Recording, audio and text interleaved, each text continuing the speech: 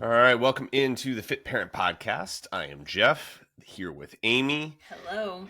and today we've been um, a little bit more meta the last few weeks. I don't know if Mm-hmm. that makes any sense. Like global principles Mm-hmm. um, that I think has been a valuable thing for us to do. Yeah. But I want to be super actionable today.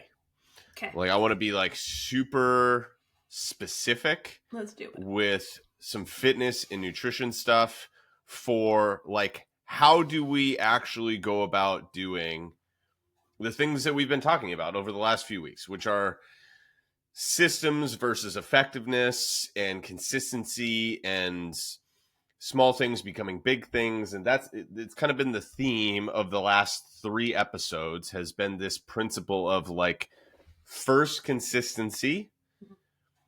Once we're doing consistency, if we're not seeing the outcome we want, then we need effectiveness. And it comes down to things like identity. Are we keeping the promises we make to ourselves? Are the systems that we're setting up aligned with the person we're trying to be? Are we letting small things go into big things? And are we really evaluating what it is that we're doing and kind of looking in the mirror and knowing when do we say that it's a broken, like the problem's broken and we need to fix it? Mm-hmm. So if we're in this spot and we're like, okay, we're going to make some systems changes, we're going to do things differently. I'm going to lean particularly on the side of nutrition, but I'm also going to talk about training from this side of things, which is basically how do we set ourselves up for success and being like super specific and super actionable with this. This is actually likely going to be a shorter episode than normal because there's only so many good ideas, right? And then you have to go try some stuff and figure out what works. And at the end of the day, what works for you might be different than what works for Amy, might be what's different than works for me. And so this is where having somebody in your corner, like a coach, whether it's me or somebody else, to kind of give you, hey, this is the action step that we're working toward. And let's try this and see how it works. And then if it doesn't, then we can iterate on it. Mm-hmm. Because again, this is going to take multiple iterations. Like you're likely not going to nail it the first time. So I'll give an example of that going into this and then get super specific with action. So my wife, as we've talked about, Megan, is a wedding photographer. Mm-hmm. And she's taking a leave of absence from teaching this year so that she can, among other things, give her photography business the attention it deserves. And so one of the things that she needs to do, and it's a little bit different business to business, but one of the biggest things that you can do when you're in photography business is have a pretty good looking website. Like it's an art form. So visually, like it's a visual medium. And so having a good looking website, particularly for website, like for weddings, people are going to Google search and stuff like that. So being optimized for those types of things and being visually stimulating is valuable. I think that there's other ways to get business, and she's been able to get most of her business through a lot of these other ways. Social media and referrals and, venue partners and all these kinds of things, but website's super big. And so she's in the process of doing an entire web design rebrand sort of thing, and she hired it out to a company that does this. Just a racket, by the way. Like if you're looking to get into a business and you have any sort of web design is just like, because people don't want to take the time to learn to do it and to do it well, and so they'll pay through the nose for it. And so it is just, but again, like the ROI on it's solid. Like she books 2 more weddings from this web design. It's more than pays for itself, right? So it's worth doing. So she goes through the process of like fills out a whole intake form with, inspiration and vibes. And then she does like a 2-hour call with the woman who's going to be doing it. And then they send her kind of the first look at it from all of that. And Megan was like really bummed, not because it wasn't good, but because she was just like hoping there would be no edits. And I was like, sweetheart, like that's an unreasonable expectation. And also like part of what you pay them for is the multiple iterations of it. And she was like having a hard time because she was like, I don't necessarily love it, but I can't even articulate what I would do differently. And I'm like, it's not your job to articulate what you would do differently. You can literally say, I don't like that. And I don't know what I don't like about it or what I would do differently, but it's not it. And you can, like, if you can give more is obviously helpful. But if you're not sure what you don't like about it, it's their job. She's like, I'm the toughest client or whatever it is. I'm like, this is what you pay them through the nose for. Like they are used to it. And so being able to just say, that ain't it. Like, and also I was like, it's almost more useful for you to be like, that's not even close. Yep. And it wasn't that it wasn't even close. They actually did like some things that she liked a lot, but there were some things where she was like, that's not even in the ballpark. I was like, you need to say that it's not even in the ballpark versus trying to find anything that's good about it to try to soften the blow. Right. Because what's going to happen is then they're going to iterate on that versus just scrap it. This was okay. Versus scrap it and build up from something and scratch. So that's what we talked about last week, which was like, when do you know just to scratch it and just, this is not going to work. Yeah. Like you're better off starting from scratch. And so she's done this now in a couple of iterations, and every iteration has gotten closer and closer and closer. And she sent in kind of the final edits this morning, and she had like 2 things.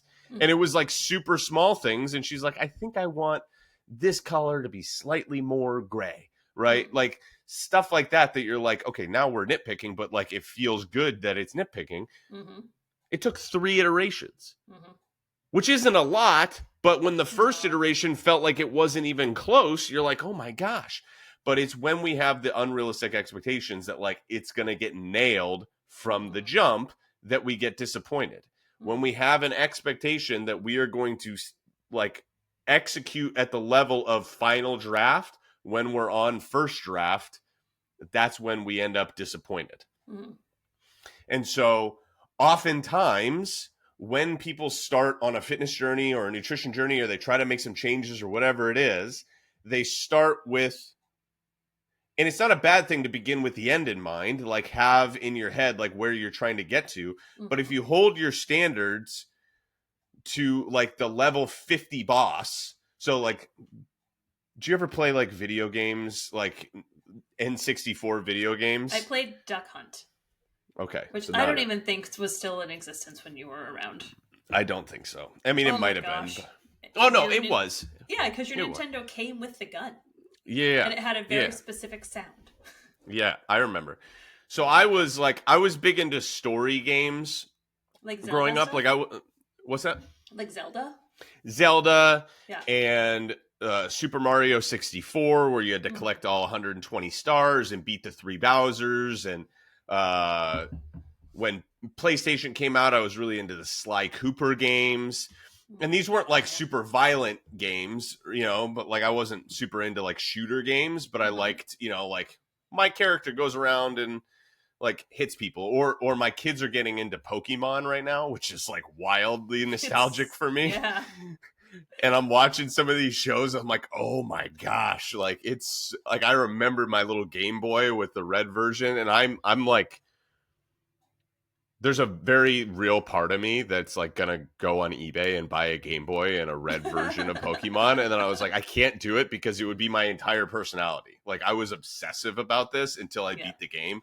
And so I was like, I would forgo work for a month and a half, like parenting, work, like it would be everything. It's the reason why it's the reason I don't watch new shows. Anybody's like, oh, you should try this show. I'm like, I can't watch a new show, especially if there's like 8 seasons of it, because it's like I take it as like my mission to finish the show, and so I just do it all the time. Like I'm like, I'm gonna beat the show, like I'm gonna win the show. Like I can watch a mini series, like I could if you do like something that like episode arc, you could do 6 episode arc or even 10 episodes or something like that. Like I can do something like that. But if this is 100 hours of TV, it's like I'm going to watch 100 hours in as little time as possible, which is not a healthy thing. Like, again, vulnerability, like addictive personality is what I have over here. Like, I'm currently on my, I believe, 18th or 19th rewatch of the entire Gilmore Girls start to finish. So I do that. I rewatch shows that I've already watched. Because like I can stop an episode of Friends in the middle of the episode. Well, yeah, because and go to bed. Because they like say that's an anxiety thing. It's like a coping mechanism because like this whole rewatching. Yeah. Because you know what's going to happen. There are no surprises, so it's comforting. For me, like when I'm watching things like that, it's comforting to some degree, but it's more for me that like I'm not intrigued by like what's going to happen next. It's the reason why I reread the Harry Potter books is because I'm not going to get to the end of a chapter, which is a cliffhanger, and be like, I have to read the next chapter. And so it keeps on going over and over again. And then I end up just like days and days and days and days where like that's all I've done. And it's one of the reasons why it's like the opposite of TikTok or those types of things where it's like constantly keeping my attention. I'm like actively looking for things that don't keep my attention, basically, because if it keeps my attention and it's not something necessary, it's going to be it's going to become what it is that I do. So I need to find things that I can easily walk away from, because there are things that I need to walk away from it too that are more productive for me, like parenting. or husbanding or work or taking care of my health or sleep or whatever it is. So that's just a little insight into me. I am not by any means great at this, but it is one of the things that I'm trying to do and why I don't sign up for those new things, because I have no idea how we ended up there. How did we end up there? Watching with children. Story beat games. The game. Yep. Nintendo. Okay. Got it. Okay, that was really I got to remember where I came from. It's just like climbing back up that spiral. That was an all-timer. That was an all-time tangent, by the way. Because the point that I was going to make from that is so parenthetical that it really didn't need that amount of time. But I'll still make the point that I was going to make, which is when you start a game, like when you start level 1, it would be unreasonable for you to expect to be able to beat the final boss. Like you have to develop your skills to be able to do it. If you, like me, have beaten the final boss and you remember skill-wise like what it takes to get there, and then you go back to level 1, it's like almost frustrating because you're like, I've already done this. And I know what needs to get done, and I just want to get there faster. And so especially if you've done it before and you're like, I know where I need to get to, it's difficult for you to pace yourself appropriately. Yeah. But we still need to do stuff that is on our level. Now, we may be able to get through those levels faster because we know kind of where to go and what not to do. Or, as I did with Pokemon, you can get a guidebook that kind of tells you, hey, go here, don't go here. Parentheses, that's a coach, right? Like that's what having and you it's like do a cheat give code. kind of a guidebook. I do. I give a guidebook. I give cheat codes. Like I'm not even gatekeeping the cheats. And so here are some of them that you can do process-wise to kind of get yourself going in the right direction. So I'm going to start on the fitness side of things because it's a little bit quicker, and then we'll finish on the nutrition side of things. So fitness side of things. What are the challenges? I need to, from a movement perspective, I need to exercise with some level of consistency. I'm going to operate under the assumption that we all agree on that, right? Yes, like we need to be doing strength training a minimum of 2 times a week. Probably need to be walking every single day. Ideally, we're getting 3 or 4 additional workouts in, some intentional movement, right? But minimum of a couple times a week. This is where we need to steer into who we are and how we operate.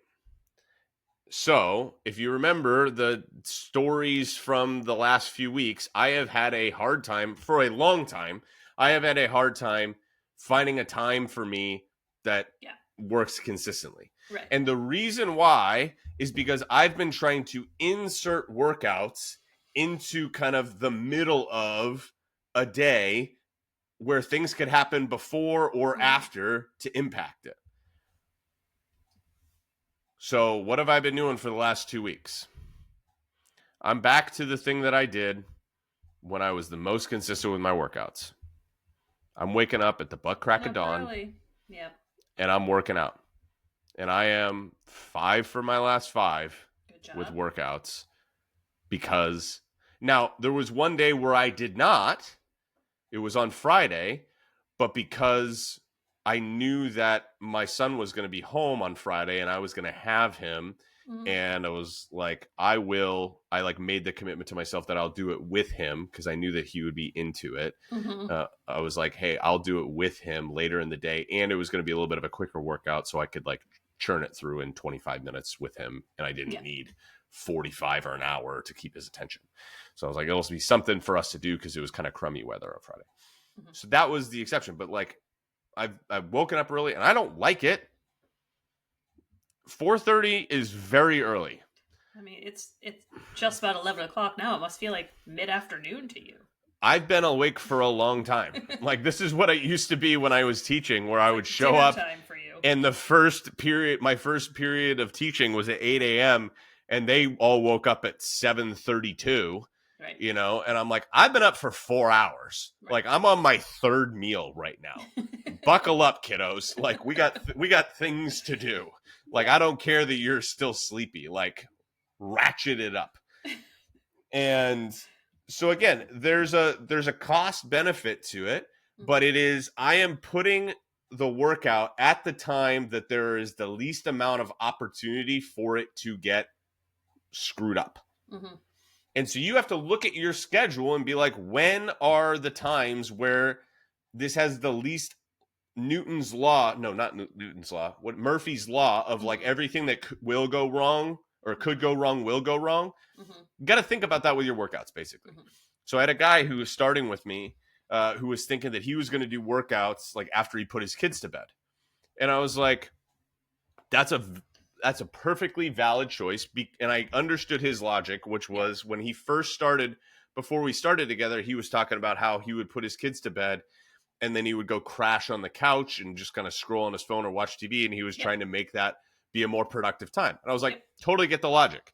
However, understand something, and I'm not saying one way or the other, your body is incredibly used to coming down from putting the kids to bed and going to the couch.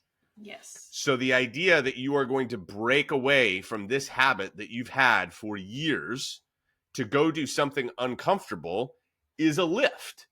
So we would either need to explore a different time or you need to make it so unbelievably easy for you to just continue past the couch and into the basement that it's like a pain in the butt to not do it. And so we talked about, okay, you are going to put on your workout clothes and shoes prior to doing bedtime with the kids. Yep. And your kids are going to ask you, why are you wearing shoes in my bed?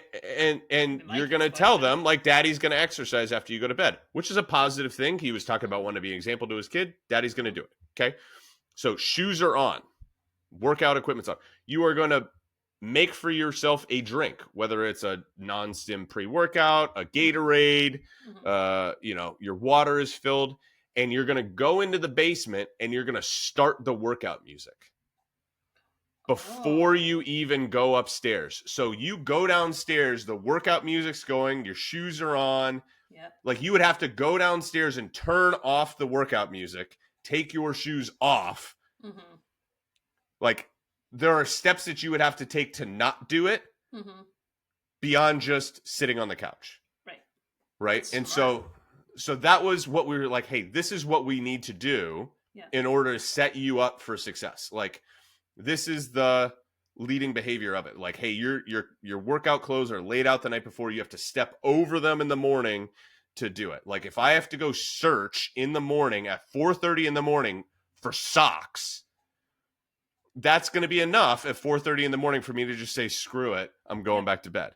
right? Because you have to begin with the idea that, like, I don't want to do this. So, one, embrace the fact that you don't want to do it. Like, you want the outcome, you want to feel better, you're never going to regret doing it at the end, but the starting it is the hardest part. So you have to make starting it as easy as possible. He ended up, with all of that in mind, opting for the mornings. Because so just adding that many more steps to his evening just wasn't going to be. It was less about that. It was less about that. It was just more of, he was like, I think I'm going to try the mornings, because I could see how even doing all of that, I could see how that's going to be challenging for me. And I also want that time with my wife and all of this kind of stuff. The reason why he didn't want to do the mornings was because he was having to wake up really, really early to go to the gym to work out. And that didn't feel sustainable to him.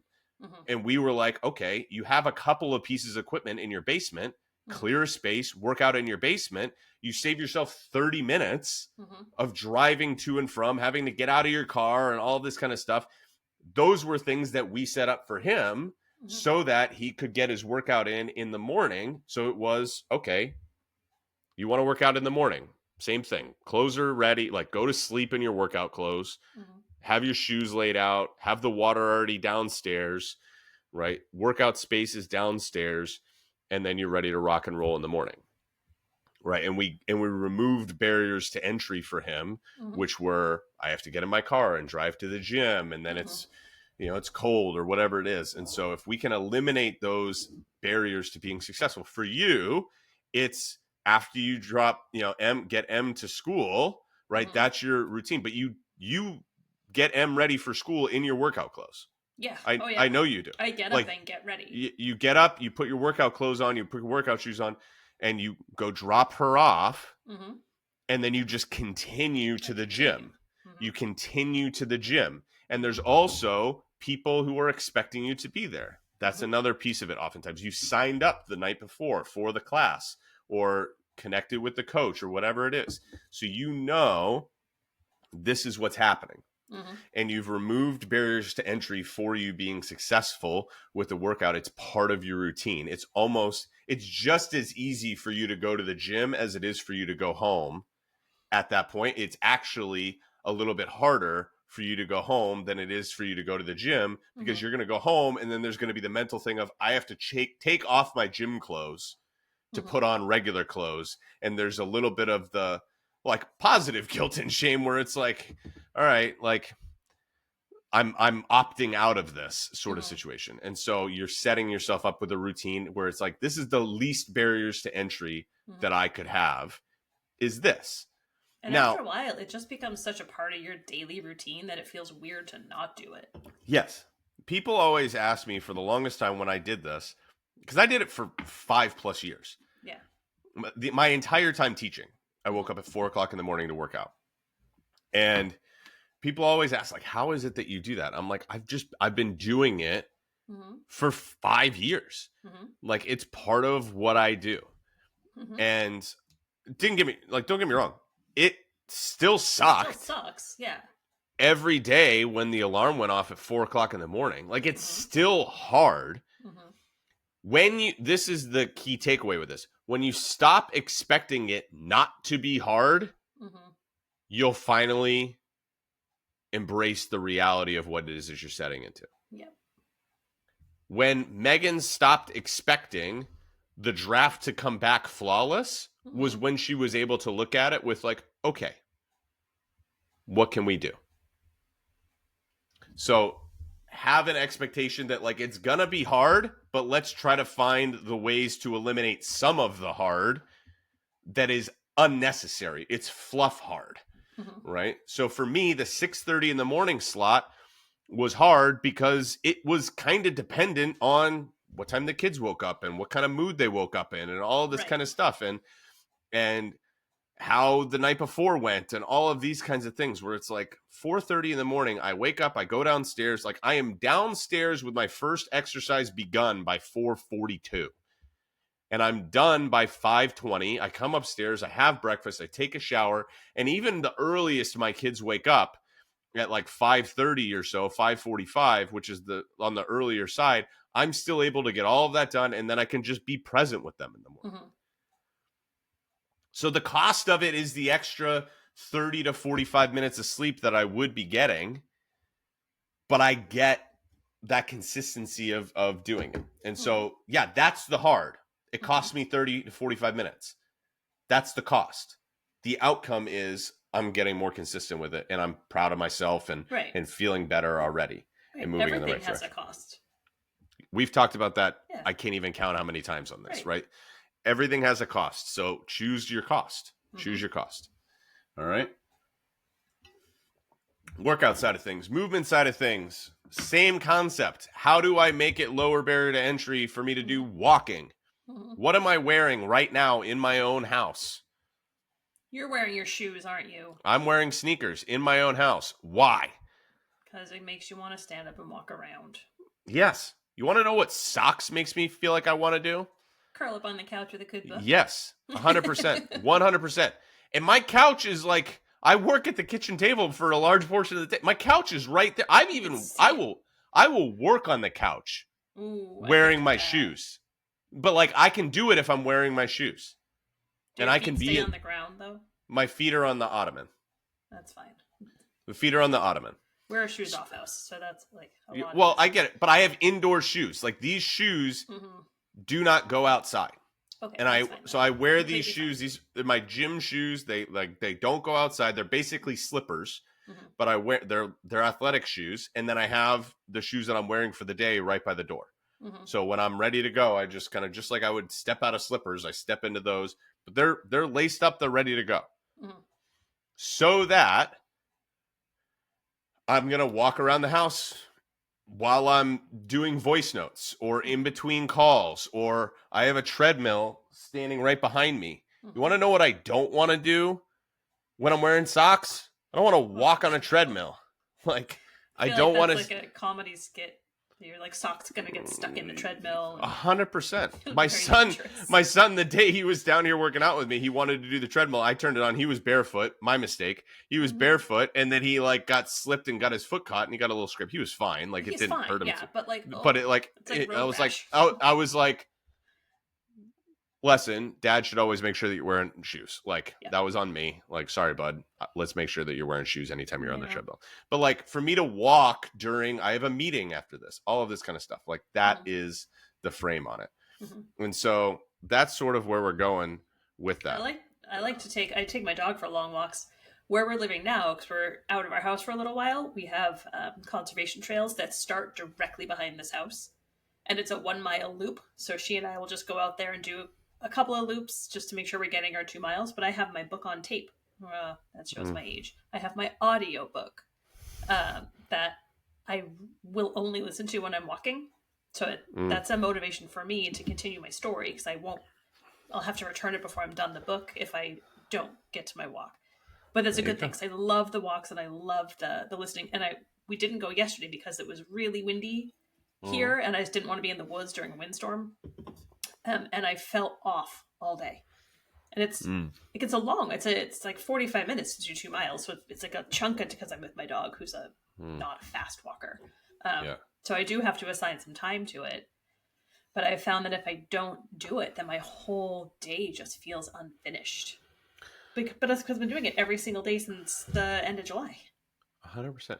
Well, and if you're in I love if you can do that, right? If you can do the 45-minute walk or block the time, all this kind of stuff. If you're like, I don't think I can do that, right? Then find other ways to do it. It's like 5 minutes of walking after a meal. Like if you have a lunch break, like take 5 minutes. Like my coach for me with my business, when I was talking with her through my calendar, and she's like making sure like you have lunch blocked, right? Like she was asking basically like we have a meeting every other Friday and it's right before lunch for me.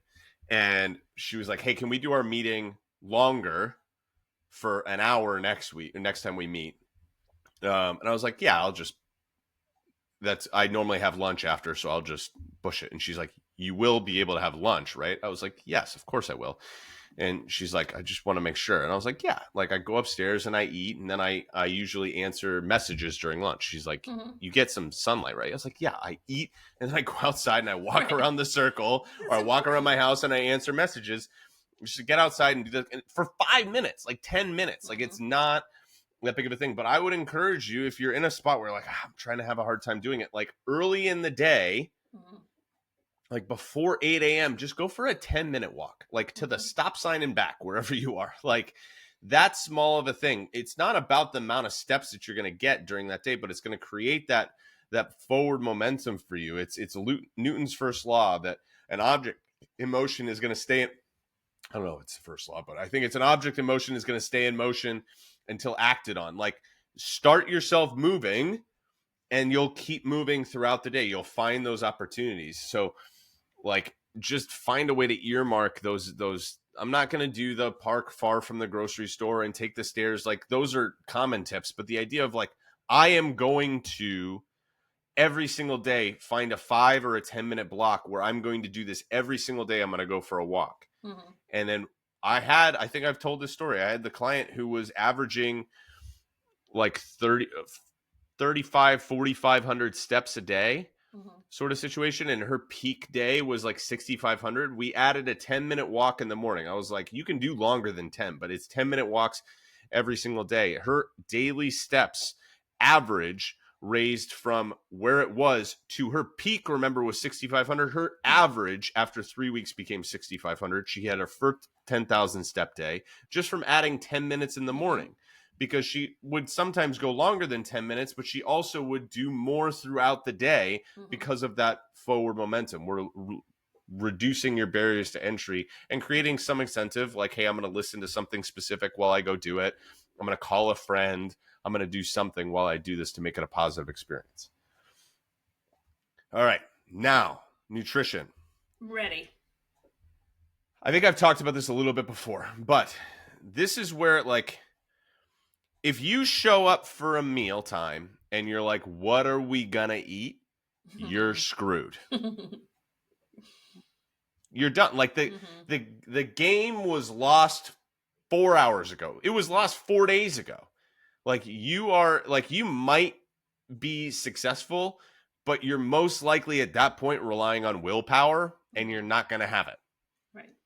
You're not going to have it, because when we're hungry, we get into the reptilian part of our brain and we want whatever is easiest, most convenient, comfortable, and tastes good. Like you want to know what tastes like, sounds appealing when you're hungry. Not a cheese. Salad. Yeah. Not a salad with chicken. I'll tell you that right now. Sure not. Nope. No. Like I want French bread and creamy cheese. That's what I want. Yeah. That's it's so you have to be in the situation where like your brain is shut off and you just show up and do it. And so this is where you want to have one, plan it ahead of time. And so again, I am there's two things that I am a big believer in, and one that I think has its place but is not necessary. I'm a huge believer in meal planning, not necessarily meal prepping, but meal planning. I think meal prepping has a place, and if you want to do it, by all means. The idea for me, and I think a lot of parents, that I'm going to take like 3 or 4 hours on a Sunday and cook a bunch of meals for the week, that feels like too. If I make it 30 minutes of cooking without my kids trying to kill each other, that's a huge win. Yeah. You know, like it's just too big of a lift to try to be like, I'm going to cook for 4 hours and have this thing in perfect Tupperwares. The other downside to that is, what happens if you're not around on Sunday? Right. If your whole thing is like your whole success is predicated on you having this block of time on a Sunday, and you don't have the block of time, you don't really know how to handle that. Right. And so again, I don't think that it's a bad thing. If you want to do it, by all means. I think that it can be too much for a lot of folks. And so I am a big believer in meal planning, and I'm a big believer in ingredient prepping. Yes. So ingredient prepping, meaning what are the things that you are going to have no trouble finding throughout your week in terms of macronutrients? You're going to have no trouble finding carbs, and you're going to have no trouble finding fats. Like, you're just not going to have a hard time with that. Right. What are the things you are going to have a harder time doing that usually require more prep? That makes your proteins and your fibers. Your proteins and your fibers, your proteins and your vegetables. Like, those are going to be the things that are going to require some thought, right? And some effort. So let's make those things not require as much effort, right? Because those are the things that we know we need to have. There's almost nobody listening to this podcast that probably couldn't use more protein or fiber in your diet. Like, I'm going to be honest. Like, you are in the top 2% in the world, 1% in the world if you are regularly hitting protein and fiber goals for your body. And again, what does that mean? Just in case you were curious, I'll put a number to it for you. Absolute floor for a woman would be 25 grams of fiber a day. That would be the absolute floor for men, for most men, or really anybody over 5'8", probably closer to 35 grams or above of fiber. And then about a gram per pound of, you could even go current body weight would be like the peak. But a gram per pound of like goal body weight is a good place to be. And an absolute floor would be 0.7 times per pound of your goal body weight. Like, that's an absolute floor. There should be nobody listening to this podcast eating less than 100 grams of protein a day, and nobody listening to this podcast eating less than 25 grams of fiber a day. If you are, that's your whole personality. That's your whole personality for the next 3 weeks. Like, how do I get more fiber and more protein in? I don't even care about your body composition goals and all this kind of stuff. That's for your dang health. Like, you're going to lose muscle, which is going to lead to all kinds of health issues. You're going to end up with digestion tract issues and all kinds of greater health risks from not eating enough fiber. And also, your poops are not going to feel good. Like, if you're just not eating enough fiber, like, just it helps you poop, and that feels really good. So just go do that. So that's what we're trying to do, is like, hey, we need more protein. We need more fiber. So let's make that the whole theme, make it easier, right? Make it easier to be successful. This is the system side of the equation. Set yourself up for success. You are a fish. We are creating the water. How do you make it so that you can swim? You are painting a room. Have I done the painting a room thing on here? I'm sure I have, like, a number of times. Like, set yourself up for success. So all you got to do is just take the roller to the wall. But, like, how do we do that? All right. Prep some protein. You know how long it takes me to prep the chicken that my wife and I are going to use for lunches for the week? 4 minutes on one side, 3 minutes on the other? Yeah, and I trim off the fat. So, like, all in, from the minute I take it out of the fridge to when it's taken off of the grill is probably, it's no longer than 20 minutes. Yeah. It's probably closer to 15. And I'm standing over it for less than half of that. Right? Like, cutting off trimming the fat off of it and then flipping it once and then pulling it off the grill. Salt, pepper on each side. Like, and literally, I get 2 family packs of chicken thighs. So whatever that, it's like 6 pounds of chicken thighs. They taste so much better. They do take longer to trim. I'm impressed with you for trimming thighs. Well, so it takes longer to trim. Yeah. It takes less time to cook. So it tastes so much better. And it tastes better. And so, and Megan will eat it without arguing with me, and I'm trying to get her to eat more protein. Like, she'll actually eat the chicken thighs. And so, and it tastes better for me too. And it's about the same. It's like, whatever. Okay. It does take longer to trim though. So I like the chicken breast. You can literally just cut it in half horizontally and chuck it on the grill. And it tastes good. I had chicken breast for lunch for a decade. Like, yeah, with your hot sauce and your veggies. Yeah, for a full decade. And I changed the chicken thighs probably 4, 5, 6 months ago. Like, not a huge whatever. But like a crap ton of this. And I'll just put it in Tupperwares. I'll put one in the freezer. I'll pull that out when I finish one of these, and we're rocking and rolling.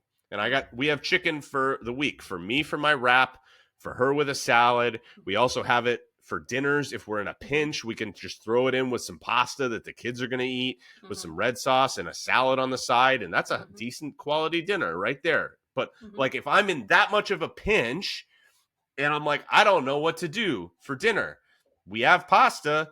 Well, we can have pasta. How do I make it so that I don't end up just eating pasta? I can throw some chicken in there. Like, you know what I mean? If I have the chicken prepared, or I can just eat the chicken and throw some potatoes and asparagus or frozen broccoli in the air fryer for 10 minutes. Like, you can jerry rig your way into a quality meal if some of the ingredients are prepped. I saute peppers and onions so that I have them. I always have frozen vegetables so I can literally just chuck them in the air fryer, a little salt and pepper. 12 minutes later, they're delicious. Like, if you haven't bought an air fryer yet, I don't know what you're waiting for. Like, do you have the kind that has like the drawer? Yeah. Ours looks more like ours is like a multifunction, but it looks like a toaster oven. Yeah. I feel like I want to get the drawer one. I think it's so dope. I think it's so good. Like, just literally frozen broccoli, like dead frozen broccoli in there, salt, pepper, 14 minutes on 400. It's delicious. Delicious. And I'm not like, it's delicious for broccoli. Like, no, it's real good. Like, it tastes love roasted quite broccoli. It's totally different. It tastes fantastic. Or you know, so all of this. So I'm set up for success. I always have fruit. And what do I do with the fruit? When I get it, I'm going to wash the fruit. I'm just going to cut up all the tops off the strawberries. You know how long it takes me to cut all the tops off the strawberries for a whole big thing? Like a minute and a half. But what does that make it? I'm one step closer to eating the strawberries, right? With a cucumber. I'm going to slice the whole thing. If I'm going to slice off 4 little slices for Megan to use in a salad, I'm just going to slice the whole thing. Like, it takes me 30 seconds longer. And now it's just boom, pick and pull. Like, just do it all at once. It doesn't take that much more effort. So prep your ingredients so that you're lower barrier to entry for success, particularly your protein and your fiber. Brown some ground beef or some ground turkey. Like, just have some of that stuff done. Throw it in if you're cooking something, cook 2 or 3 times the amount and just throw it in the freezer. Like, have it available to you. But then you go to meal planning, which is where you become the person who just shows up and executes. And so how do we do this? You're going to eat the same few breakfasts every single day. You're going to eat the same few lunches throughout the week. And then you want a Rolodex of dinners. Okay. So literally make a list. And I do this with so many of my clients. I don't even actually care what the list is from the beginning, because what are we looking for first? Consistency. Then we look at effectiveness. Like, we can change the quality of the meals once you're eating them consistently. But the problem for most people is not that the meals that you're making at home aren't good enough. It's the fact that you're like not making meals at home, or you're last second throwing something together, or you're eating leftover kids' noodles, or you have to order takeout, or you're doing drive-through, whatever it is. Like, that's the stuff that's screwing you up. It's not that the meals that you make at home, it's like, oh, we got to swap this ribeye steak for a lean, sirloin or something like that. That's not where your main issue is. Like, if you are consistently eating at home and not seeing the progress, then we can look at the quality of the meals. But the problem is mostly you're just not eating the things that you're planning to eat. That's most people's issue. So, like, let's first get consistent with, like, eating the meals that you planned to eat. That's literally my assignment. Like, I talk about, like, I assign stuff for clients. Like, I'm tracking for at least 5 clients right now. One of their things is eat the 3 meals that you planned. And I don't care if one of them's pizza. Like, just eat the meals that you planned versus being like, I don't know what happened. We had to go through 5 Guys. And I'm like, could we not have anticipated that it was going to be a late night? And again, sometimes life's, okay? But if it's the exception rather than the rule, then it's, again, we're looking at, out of 3 meals a day for 2 weeks is 14 days times 3 is 42 meals. Just doing 3 meals. If you have 2 or 3 of them where you're like, man, that was a dumpster fire meal, and you had to improv, that's one thing. But if you look at 42 of them and you end up with like 30 that you're on track, and 12 or 13 where you're like, I don't know what happened there, then it's like, okay, well, then we have a problem with we're not planning ahead of time as well as we could be. What I like about what you teach people is within those 42 meals, you're planning for a date night. 100%. In there, it's one of the meals that you've planned. Like, we're going 100%. To Cure, so that one is, that's Saturday or whatever. That's Saturday's meal. Perfect. And so we'll talk about those the last little bit, the yes meals and kind of the last little bit with that in just a second. But as you plan the meals, right, you're planning for Wednesday night is pizza night with the kids. Mm-hmm. Saturday night's date night. Friday, like Monday night, I get back from my appointment on Monday night at 4:30 from therapy. Like I get back at 4:30, we eat dinner with the kids at 5. Mm-hmm. Like that is not a night for me to make chicken parm. You know, with multiple different, like the flour and the egg wash and the breadcrumbs and like, it's just not the night for that. Yeah. It's not that is this meal has to be able to get done in like 15 to 20 minutes without me having to stand over it, or this needs to be a make ahead meal. Mm-hmm. What did we have for dinner last night? I'm going to bet you had chicken and pasta. No, we had chili last night. Ooh. Because I put it in the crock pot. For chili. It was a great night for chili with the rain and everything like that. But it was also like, it was a make ahead meal. I got home at 4:30 and it was done. Mm-hmm. It was done. And then I just make one little thing on the side for the kids. Yeah. Right. So this is kind of next layer when you're talking about parenting. Parents are like, what do I do with my kids? It's like your kids can eat maybe a lot, especially younger kids. They'll eat a lot of what you're eating and then fill in the gaps. Are my kids going to eat chili? No, they're not going to eat chili. They're not going to eat chili. Now, I could have. That's just not going to happen. So could I have pulled some of the ingredients for it? For sure I could have. Mm-hmm. But this is one where I'm just going to be like, all right, I'm going to make them some pasta on the side, high protein noodles, some fruit. Like we're off to the races. Like, but that takes no effort for me to make some pasta for them, right? If I'm making another quick meal, one that I could have done last night is steak and potatoes and broccoli in the air fryer. So I cut up a potato, I put it in the air fryer with the broccoli, salt, pepper. I throw the steak on the grill or on the cast iron skillet with salt and pepper. I flip the thing once. Mm-hmm. The whole meal takes 15 minutes, and I'm standing there for a grand total of 4. Right. And they'll eat that. And they'll eat a lot of that, and then I'll fill in the gaps. So they'll eat steak. Especially Levi and Charlotte will eat steak. Parker doesn't love it as much. So if I'm on the grill, I'll just throw a hot dog on for Parker. Like that's not any extra effort for me to throw a hot dog on for Parker. And he might eat it, he might not. Or I'll throw dino nuggets in the microwave or something like that for a protein for him. Mm-hmm. They'll have the potatoes, they'll eat the broccoli. I'll throw some fruit on there. Mm-hmm. And then maybe like a piece of bread or something like that just to kind of fill it out. But again, like I'm adding to what it is that I'm doing. I'm not making them an entirely different meal. I'm just like, all right, they're probably going to eat this. They probably won't eat that, whatever it is. And I'll just kind of fill it in that way. So I'm planning for all of that. When I plan the meal, I'm like, what's the kid version of this meal? Mm-hmm. What's the kid iteration of it? So that I know going in, like when I make chicken parm, the kids will eat chicken parm. They'll eat it's delicious. They'll eat breaded chicken with cheese and pasta. Like they'll eat all that. And it's homemade by me, so it's relatively high quality. You know, it's not like it's deep fried it or whatever it is. Right. And so they'll eat all of those components. So I don't need to plan anything extra for that. You know, I might throw some fruit on their plate because they're not going to have salad next to it. You know, whatever. Mm-hmm. So I want to think through though. This is how you got to categorize dinner. So breakfasts, again, just have 2 or 3 that you're going to rotate through. Like shut your brain off and just shut it through. Lunches, one of them should be leftovers. One of them should be like a big ass salad that you can just throw some of your pre-made protein on and just have a bunch of veggies and throw it in there. And it doesn't have to be boring, like apple walnut or, Greek or whatever it is that you want to do with your salad. Or for me, it's my wrap. And then I have 1 or 2 other things like that you can just be like, all right, I'm going to rotate between these 2 or 3 things over the course of the week. If you're somebody who gets bored, I don't get bored, so I'll just eat the same thing. But Megan gets bored, so she'll either have leftovers or she'll have like a salad theme for the week, 1 or 2 different salads that she's rotating between.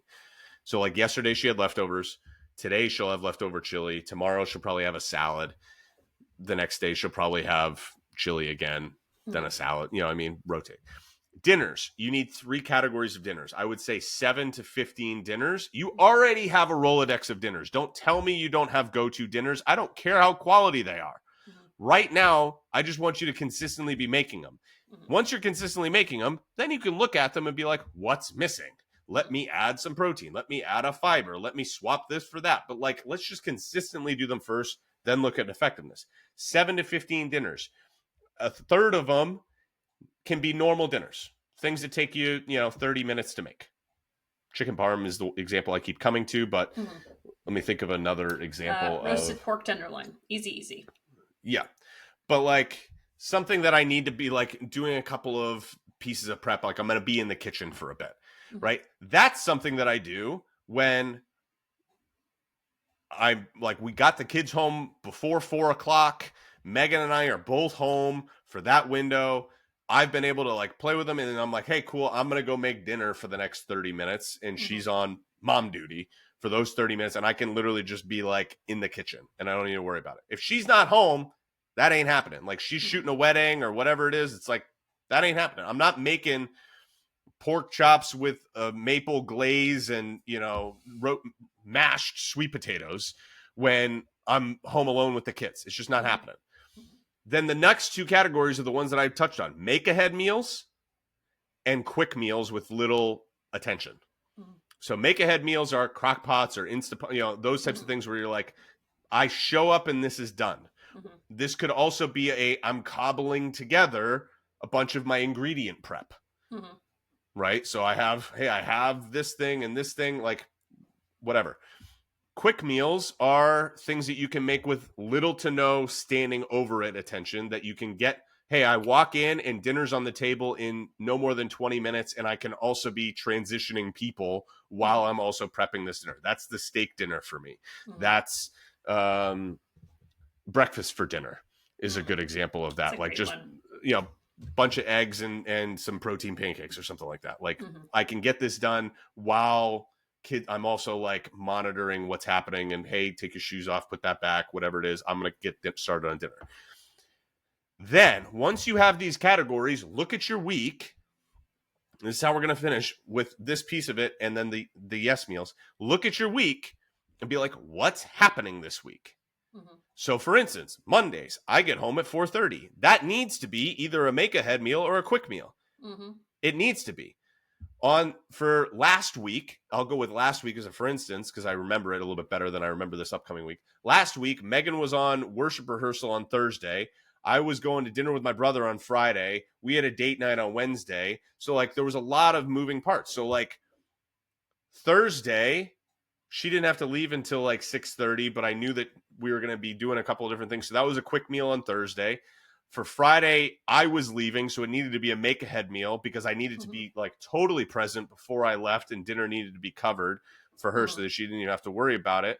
Wednesday was date night, so we planned that. So then Tuesday was I made a normal meal on Tuesday. That was the only day of the week that I made a normal meal.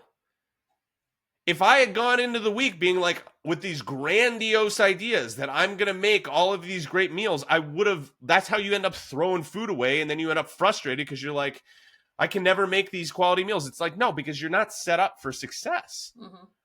There was no chance that you were going to make those 4 meals given the week that you had. So I made one quality meal and I made a little bit extra of it so that we had leftovers and things like that. And then we looked at and then Saturday she was at a wedding. So that was a quick meal for me with the kids. That was pork fajitas that I could make where I literally just cut them up and throw it in the thing and we're off to the races. And then Sunday was another quick meal because we thought that she was going to have a session, but the guy ended up getting a black eye. So he got a hockey puck to the face, but it was breakfast for dinner on Sunday night. Yeah. So again, this kind of of a 7-day stretch, we had one normal meal. This week is not, but I planned for it. This week is not so crazy. So we're having more normal meals this week because there's not as many moving parts. But this is the final component to it. Notice that I said we had a date night on Wednesday. We'll have pizza on Wednesday this week with the kids. We'll have a date night on, I forget which day it is, Saturday or Sunday or something like that this week or next week or something like that. I don't remember exactly what it is, but I'm planning for these things. So then you plan for them. So I have that to look forward to. So I don't need to, when I go to Five Guys, have a shake. Mm-hmm. If I'm in a pinch, right? Or I'm out with, this was incidental and I don't know what to do. And, Sally brought in donuts for lunch. Like, I don't need to have donuts for lunch because I have that thing to look forward to. So you plan the yes and then you back it away. And this is the final piece of it that I came up with, or like I framed it this way this week. I called it the yes sandwich. So you plan the yes, but even more importantly than planning the yes meal, you plan the meal right before it and you plan the meal right after it. Because the problem is not the thing. Mm-hmm. The problem is not that the meal, like having one meal, throws you off. The problem is that the thing turns into, I feel bad, and then the next meal, and the next meal, and it takes you 4 meals to get back on track. So plan the yes, plan the meal right beforehand, so that you go into it, you're already framing like, hey, this is on purpose.